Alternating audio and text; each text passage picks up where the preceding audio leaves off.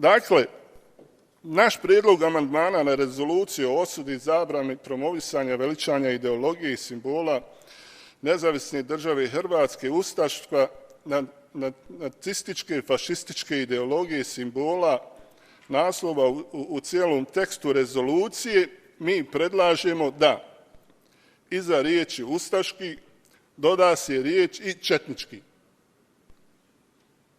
Da u cijelom tekstu. I da se iza riječi jevreji doda riječ bošnjaci. I da se prilagodi gramatički. Nisu bošnjaci tad postojali. Završio?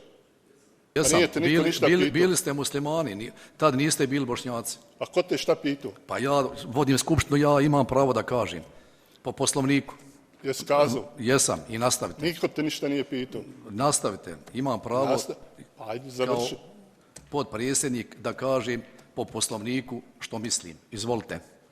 Ali nemate pravo na takav način, ali uzmate sebi za pravo i neka imate, govorite neistine. Dok sam ovdje imam pravo, nastavite, oduzet ću vam riječ. Hoćete da budete mangupi u redu. Ma oduzet ću vam riječ, nastavite. Dakle, ništa novo, sasvim očekivano.